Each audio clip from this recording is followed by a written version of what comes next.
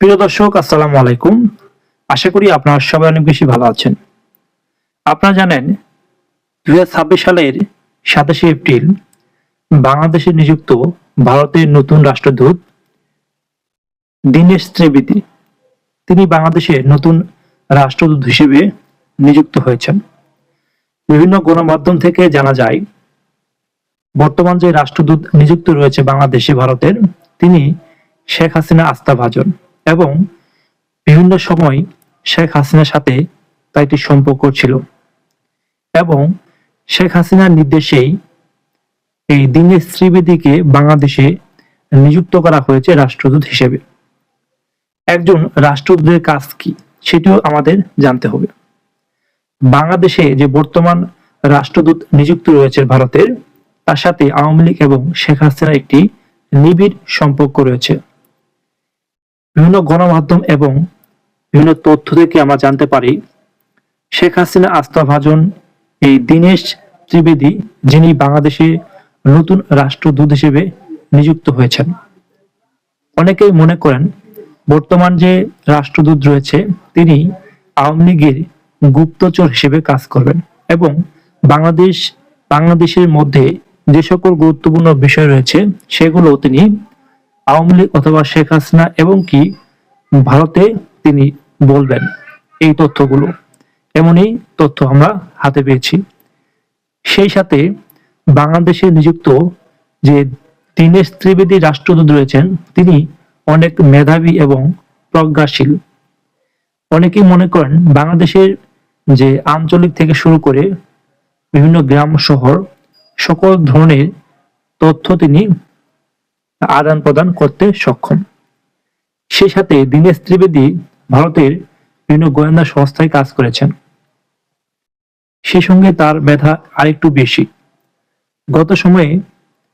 বিগত সময়ে যে প্রণয় ভার্মা বাংলাদেশে নিযুক্ত রাষ্ট্রদূত ছিলেন, তার তুলনায় বর্তমান রাষ্ট্রদূত দীনেশ ত্রিবেদী অনেক মেধাবী এবং চৌখস এবং আওয়ামী লীগের আস্থাভাজন অথবা শেখ হাসিনার আস্থাভাজন হয় ভারত সরকার বাংলাদেশে এই নতুন রাষ্ট্রদূত নিয়োগ করেছেন এবং এই পূর্বে যে রাষ্ট্রদূত ছিলেন তাকে ইউরোপের একটি কাজে নিয়োগ করেছেন ভারতীয় সরকার। এবং গত সময়ে যে প্রণয় ভার্মা ছিলেন বাংলাদেশের নিযুক্ত রাষ্ট্রদূত ভারতের, তিনি হয়তোবা ভারতের সাথে অথবা আওয়ামী লীগের যে পতন হয়েছে সে সময় তিনি বাংলাদেশে নিযুক্ত ছিলেন, কিন্তু কার্যকরী কোনো তথ্য দিতে পারেনি ভারতকে। কার্যকরী তথ্য না দেওয়ার কারণে শেখ হাসিনার পতন হয়েছে বলে অনেকেই মনে করেন। সেই সাথে যে প্রণয় ভার্মা ছিলেন তিনি লেজে গুবরে অবস্থা ছিল, তার কোনো তথ্য ছিল না হাতে যেগুলো দিয়ে শেখ হাসিনাকে টিকিয়ে রাখবে অথবা শেখ হাসিনাকে সঠিক তথ্য প্রদান করবে, এমন কোনো তথ্য দিতে পারেনি। সেজন্য শেখ হাসিনা উৎখাত হয়েছে বলে অনেকেই মনে করেন এবং ভারতের সাথে যে কূটনৈতিক সম্পর্ক রয়েছে সেটি টানাপোড়েনে অবস্থান নিয়েছে। সেজন্যই বাংলাদেশে যে নিযুক্ত রাষ্ট্রদূত রয়েছেন তিনি অনেকগুলো তথ্য নিয়ে এসেছেন শেখ হাসিনার কাছ থেকে ভারত থেকে বাংলাদেশে, এবং বাংলাদেশের বিভিন্ন জায়গায় আওয়ামী লীগের নেতাকর্মী রয়েছে অথবা আওয়ামী লীগের যে অনেক আস্থাভাজন যে প্রশাসনিক যে দায়িত্ব রয়েছে তাদেরকে বিভিন্ন তথ্য দিয়েছেন এবং সেই সাথে কিভাবে নতুন করে আরেকবার গণ অভ্যুত্থানের মাধ্যমে আওয়ামী লীগকে ফিরিয়ে আনা যায় অথবা আওয়ামী লীগের রাজনীতি কিভাবে বাংলাদেশে সক্রিয় করা হয়, এগুলো বিষয় নিয়ে কিন্তু দ্রুত সময়ের মধ্যে তিনি পদক্ষেপ নেবেন। এবং তিনি অল্প কিছুদিন আগে, অর্থাৎ আজ থেকে 2 দিন আগে তিনি নিয়োগ পান এবং তিনি দেশে আসার পর থেকে কিন্তু বাংলাদেশের বিভিন্ন জায়গায় কিন্তু আন্দোলন সংগ্রাম হচ্ছে এবং আইনজীবীরাও কিন্তু মাঠে নেমেছে।